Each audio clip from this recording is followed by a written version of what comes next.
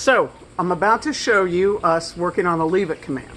I love this command, as we talked about, because the leave it command, as a dog and the humans get stronger and stronger at it, allows you to tell a dog stop it if he's doing something that you don't want him to be doing, or don't even think about it if you sense that he's about to do something. So for example, if you're outside, even on leash, and you see a dog coming in a distance, you don't wait for bad behavior to start. The instant that you see something that you think is going to lead to bad behavior, you can tell him leave it. You can tell him leave it before he sees the target, before he sees a dog or whatever else might excite him. You can tell him leave it if you see his ears perk or his eyes twitch or his nose twitch. If you think that he is on the verge of doing or of thinking about doing something you don't want him to do, you can say leave it then. Leave it is not a correction or a punishment. Leave it as information. It's instruction.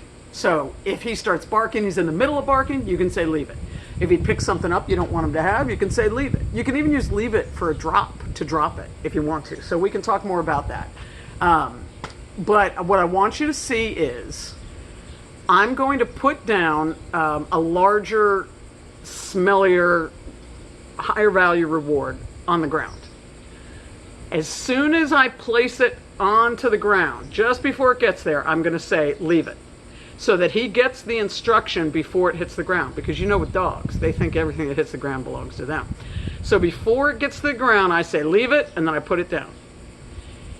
He's starting to recognize the command, so he may pause, but I think he's going to go right in there for it. So here's the thing. When we want a dog to learn to leave something, we should stand in front of the thing and back the dog up. Usually just walking into them, but if you need to use your hands or grab a collar, that's fine too. But you want to be in between the thing, the target, and the dog.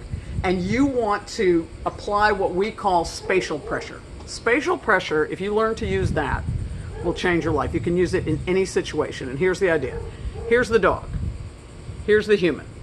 So there's something back here that the dog wants. So here comes the dog. The dog's trying to get around the human, right?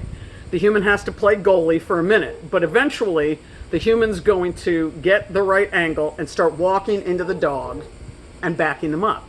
This is spatial pressure. You walk in, the dog backs away. This is how dogs communicate with each other. So when you're backing the dog away, what you're saying is give space to this thing. Give space to my treat.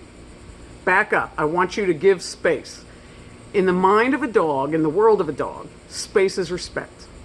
So when we start applying space to our conversation, and you're going to notice, I don't say the command very frequently. Once or twice, maybe 3 times.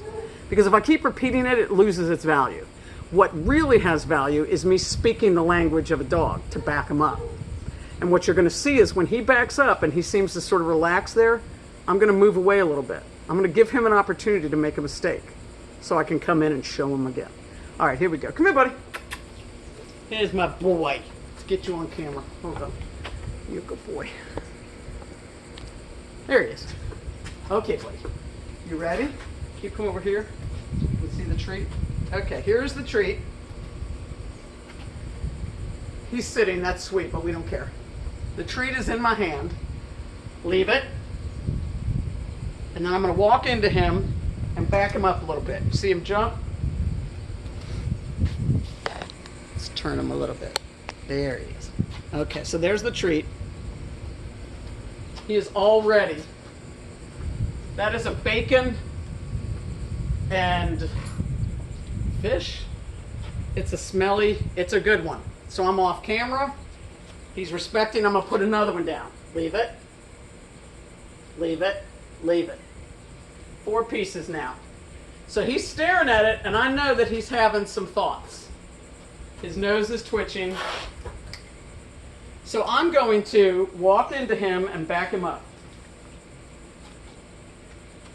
So as you can see, he's becoming extremely compliant. Leave it. Good boy. Good boy. So you see how he's staying a couple of feet away? Giving distance to it, showing respect. And now he's looking up at me.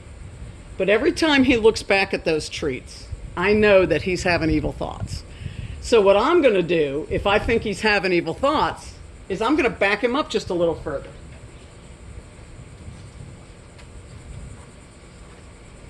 Now he looks away. Now he's starting to forget. Well, no, now he remembered. But now that he's not paying attention, he's looking off at a bird or something off camera. That tells us that he is starting to respect these treats as mine. Now he's moving around. Let's see if I can get him back in camera. Now he's traveling, which is fine because I didn't tell him he had to stay, as long as he continues to give space to my treats, which you see him doing. Now he's looking at me. You see his head following me over here. So here we go. Leave it. Here's a whole stack of bacon goodness. He's licking his lips and he's staring at it, but his eyes are now following me. That is respect. Now, when I'm done with this exercise, because he's so good, I pick everything up. I don't release him.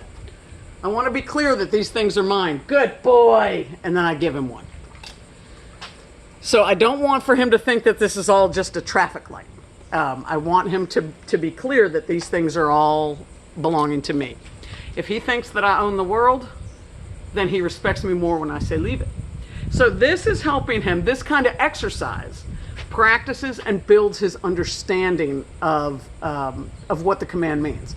Think of it as free throw practice, or, sorry, I'm going back to the old days, but think of it as drills that you run at basketball practice, or I don't know what else. I did drills in volleyball. And so just think about it as drills. These are drills, these are drills, these are drills. When we're doing treat exercises like this, then what we do is we grow these exercises into real life situations. So you can be in the kitchen doing something and deliberately flick something on the floor and say, leave it, just as it hits the floor. Back him up.